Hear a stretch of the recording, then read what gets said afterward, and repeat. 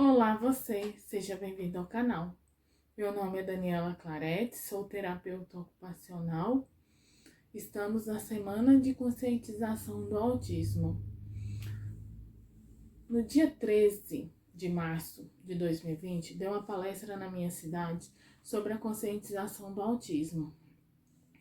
Vou deixar aqui linkada para vocês escutarem, tá? Dê o seu joinha, compartilhe com quantidades de amigos para essas informações chegarem a maior. Compartilhe com seus amigos para essas informações chegarem a maior quantidade de pessoas. Doutora Daniela Clarete, seja bem-vinda ao nosso programa. Muito boa tarde, doutora. Obrigada, Gustavo Cláudio Lima. Não tem problema. Eu acho até que ele é mais feio que eu um pouquinho, né? Eu fico lisonjeado. Obrigada pelo convite e boa tarde a todos. Tá bom, nós vamos falar aqui sobre o autismo, né? O que é o espectro autista? O que é? O transtorno do espectro autista, o TEA, né, é um transtorno de neurodesenvolvimento da criança, que acomete nos primeiros anos de vida dessa criança e acarreta ao longo de toda a sua vida, né? É um transtorno neurológico que vai acarretar na criança uma dificuldade de socialização, uma dificuldade na fala e um comportamento diferente dos nós típicos, né? Então são crianças atípicas que têm um comportamento diferente do nosso. E falando dos direitos desses autistas, eles têm grandes direitos ou não? Muitos direitos. Hoje, a partir de 2015, né, a inclusão social, veio a normativa de inclusão. Então, nas escolas, né, isso é um ponto muito importante, Cláudio Lima, que as escolas, as crianças com TEA, autista, têm o direito de ter um acompanhamento terapêutico. E esse acompanhamento terapêutico é para a criança lidar nas funções diárias escolares dela. Então, é importante ela ter alguém que auxilia ela no desempenho ocupacional escolar. Além do professor, tem um acompanhante para ele. Acompanhante terapêutico.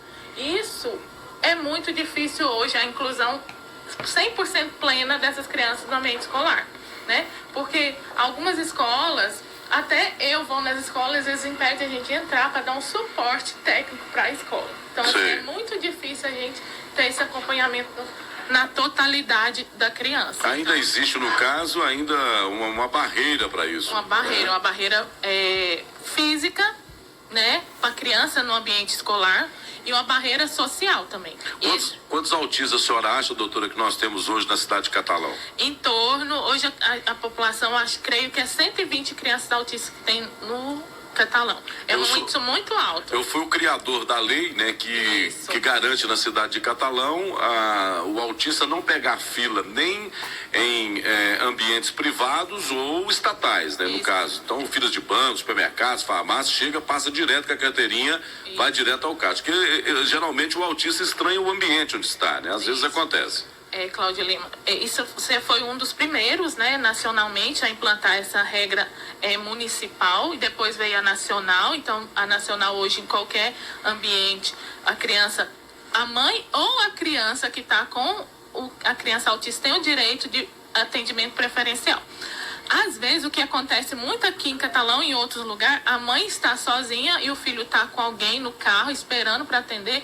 E essas mães ficam com muita dificuldade de ser aceita para essa fila, né? Por ter esse direito, mas cadê a criança? Eles pensam assim. E a criança, como o Cláudio Lima você falou... Estranha muito os ambientes, às vezes. Os ambientes, ela tem uma rotina, e essa rotina tem que ser programada. Então, tudo que é novo para a criança dá uma crise sensorial. Doutora, existe autistas superdotados de inteligência? Existe. Que guardam sequências numéricas gigantescas e assim por diante? Existe esses casos? Existe sim, Cláudio. Existe criança autofuncionalidade, que aqui no município a gente tem. Criança com 2 anos já consegue ler números, fazer operações matemáticas. É isso que a gente chama de criança de uma superdotação, é alta funcionalidade.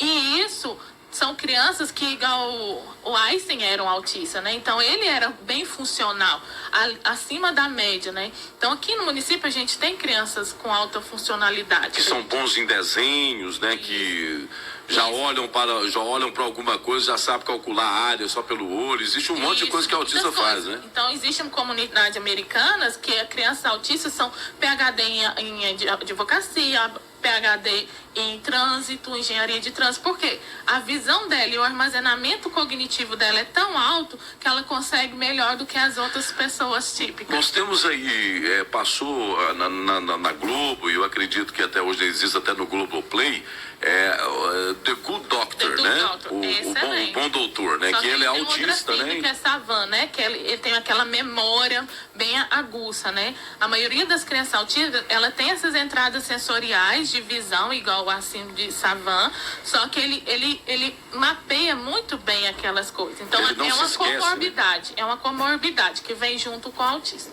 Tá bacana, doutora. Queria parabenizá-la aí pela causa, né? Pela forma que a senhora trabalha desse pessoal que às vezes fica assim meio que à margem da sociedade. E isso não é um grande preconceito que não deve existir.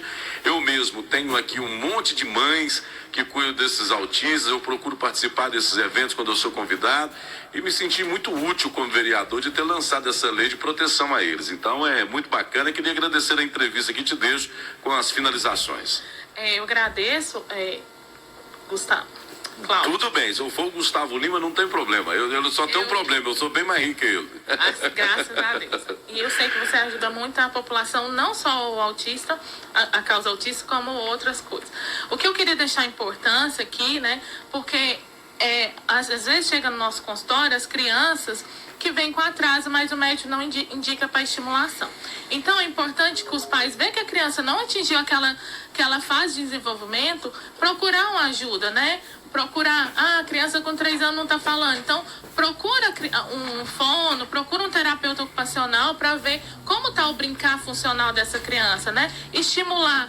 E às vezes, Cláudio, as mães estão no supermercado e uma criança dá uma crise sensorial, não julgar aquela mãe por ter uma crise sensorial, não é uma falta de educar a criança, e sim é uma crise pelo barulho, pelo cheiro, e o cérebro da criança não consegue processar todas essas informações e entra em crise. Então ela deita no chão, ela vai chorar, ela vai espernear. Por isso que é importante essa lei que você trouxe, tá? Abraço, obrigado, doutora. Obrigada a todos. Bom, comunicado ao UFCAT, a Universidade Federal de Catalão irá realizar vários eventos dentro do